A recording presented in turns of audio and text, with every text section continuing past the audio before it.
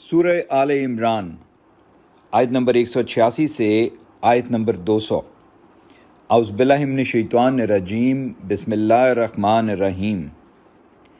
البتہ تمہیں تمہارے مالوں اور تمہاری جانوں کے بارے میں ضرور آزمایا جائے گا، اور تم ان لوگوں سے جنہیں تم سے پہلے کتاب دی گئی اور ان لوگوں سے جنہوں نے شرک کیا ضرور تکلیف دینے والی باتیں سنو گے، اور اگر تم صبر کرو اور پرہیزگاری اختیار کرو تو بے شک یہ بڑی ہمت کا کام ہے۔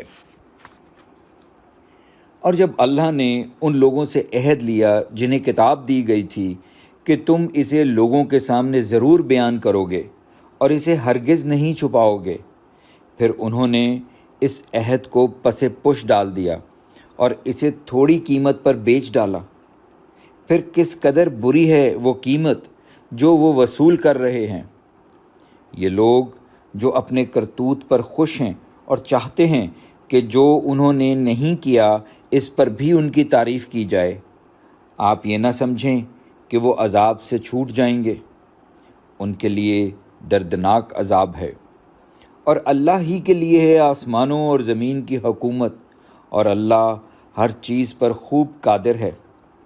بے شک آسمانوں اور زمین کی پیدائش اور رات اور دن کے اختلاف میں عقل مندوں کے لیے نشانیاں ہیں۔ جو لوگ کھڑے بیٹھے اور اپنے پہلوؤں پر اللہ کو یاد کرتے ہیں اور آسمانوں اور زمین کی پیدائش میں سوچ و بچار کرتے ہیں، وہ کہتے ہیں، اے ہمارے رب، تو نے یہ سب کچھ بے فائدہ پیدا نہیں کیا، تو پاک ہے، بس تو ہمیں آگ کے عذاب سے بچا۔ اے ہمارے رب، بے شک جسے تو آگ میں داخل کرے یقیناً اسے تو نے رسوا کر دیا، اور ظالموں کا کوئی مددگار نہیں۔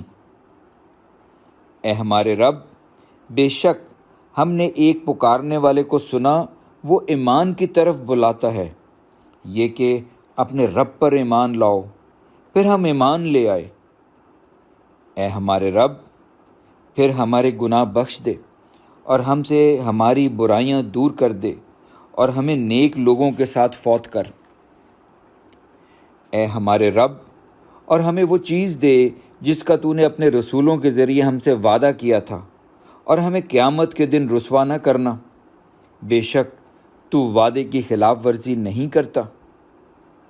پھر ان کے رب نے ان کی دعا قبول کی کہ تم میں سے کسی عمل کرنے والے کا عمل ضائع نہیں کروں گا، خواہ کوئی مرد ہو یا عورت، تم آپس میں ایک دوسرے کے ہم جنس ہو۔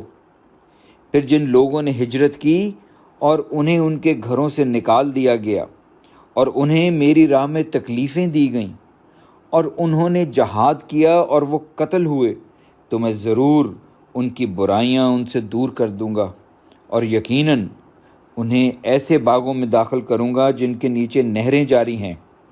یہ اللہ کی طرف سے ثواب ہوگا، اور اللہ ہی کے پاس بہترین ثواب ہے۔ جن لوگوں نے کفر کیا ان کا شہروں میں چلنا پھرنا آپ کو دھوکے میں نہ ڈال دے، یہ تھوڑا سا فائدہ ہے، پھر ان کا ٹھکانہ جہنم ہے، اور وہ برا ٹھکانہ ہے۔ لیکن جو لوگ اپنے رب سے ڈرتے رہے ان کے لیے ایسے باغ ہیں جن کے نیچے نہریں جاری ہیں، وہ ان میں ہمیشہ رہیں گے۔ یہ اللہ کی طرف سے مہمانی ہے، اور جو اللہ کے پاس ہے وہ نیک لوگوں کے لیے بہتر ہے۔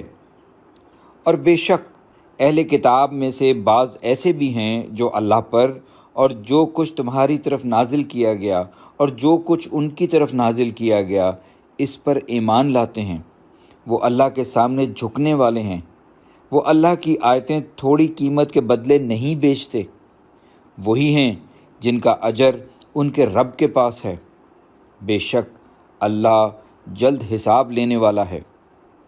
اے لوگو جو ایمان لائے ہو، صبر سے کام لو، ثابت قدم رہو اور حق کی خدمت میں سرگرم رہو، اور اللہ سے ڈرو تاکہ تم فلاح پاؤ۔ الحمدللہ۔